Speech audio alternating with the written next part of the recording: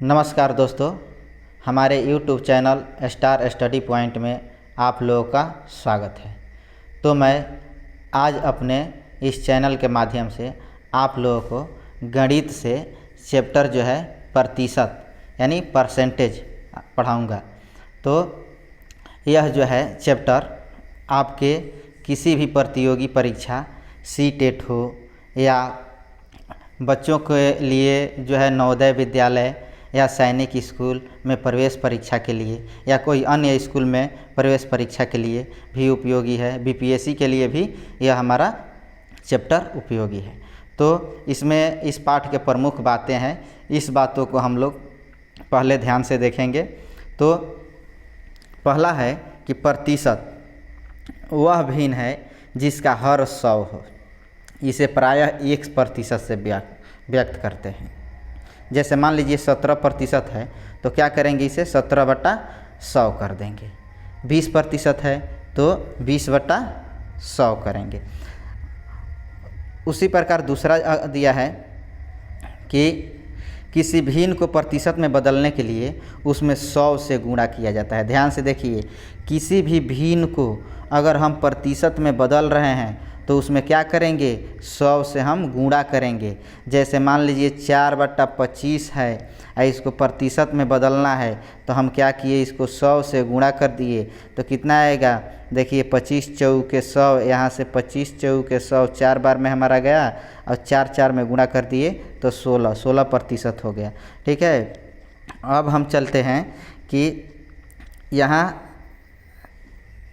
तीसरा है कि किसी प्रतिशत को भिन्न में बदलने के लिए उसे 100 से भाग देते हैं। मान लीजिए कोई भी प्रतिशत दिया है, प्रतिशत अंक, और उसे हमें भिन्न में बदलना है, बट्टा में बदलना है, तो हम क्या करेंगे, उसको हम 100 से भाग देंगे। जैसे मान लीजिए 15% है तो हम क्या करेंगे, 15/100 कर देंगे तो कितना आ जाएगा, 3×5 = 15 और 20×5 = 100, यानी हमारा आ जाएगा कितना, ये कट जाएगा 3 से और ये कटेगा 20 से, तो 3/20 आ जाएगा। ठीक है। तो ये हो जाएगा हमारा भिन्न में। ठीक है। अब देखिए यहाँ कह रहा है सूत्र के आधार पर अगर हमें बनाना है तो सूत्र नंबर 1 दिया है कि x का y% हमें निकालना है। तो x का y% निकालना है तो x गुणे y यानी xy/100 करते हैं। जैसे मान लीजिए 400 का हमें 75%, 400 दिया है, यहाँ 75% निकालना है तो 400 गुणे 75/100, तो 100 से 100 हमारा क्या हो जाएगा, 100 से ये 400 कट जाएगा 4 बार में, तो कितना आएगा, 75 चौके 300 हो जाएगा। ठीक है। अब है कि x y के प्रतिशत के रूप में, अब x y को प्रतिशत के रूप में हमें लिखना है तो x/y गुणे 100। अब मान लीजिए कि यहाँ है 30 और 20 का कितना प्रतिशत, 30 जो है 20 का कितना प्रतिशत है ये हमें निकालना है। तो क्या करेंगे, 30/20 और गुणे 100, तो 20×5 = 100, 5 बार में गया और 30×5 = 150, तो ये हमारा क्या हो जाएगा, 150। ठीक है। यहाँ से हम कटाएं इसको, 20×5 = 100 5 बार में गया, 30 से 5 में गुणा कर दिए तो 150 आ जाएगा। ठीक है। अब हमारा तीसरा पॉइंट है कि यदि किसी नगर की वर्तमान संख्या P हो और उसकी वृद्धि R% हो तो n वर्ष के बाद उस नगर की संख्या जो है, उस नगर की जनसंख्या जो है हमें ज्ञात करना है। तो क्या होता है इसका फार्मूला, P × 1 + R/100 के पावर n हो जाता है। तो इस फार्मूला पर हम लोग सवाल को हल करते हैं। P × 1 + R/100 के पावर n, जहाँ P क्या है, जो प्रेजेंट जो है जनसंख्या है, वर्तमान जनसंख्या P हो गया, 1 हो प्लस R क्या है हमारा दर हो गया, n क्या है समय हो गया, n हमारा समय, R जो है दर हो गया। ठीक है। अगला फार्मूला है कि यदि किसी शहर की जनसंख्या P हो तथा उसमें R प्रतिशत प्रति वर्ष की दर से कमी हो तो n वर्ष के बाद जनसंख्या क्या हो जाएगा। तो इसके लिए हम क्या करते हैं, P × 1 - R/100 के पावर n हो जाएगा। ठीक है।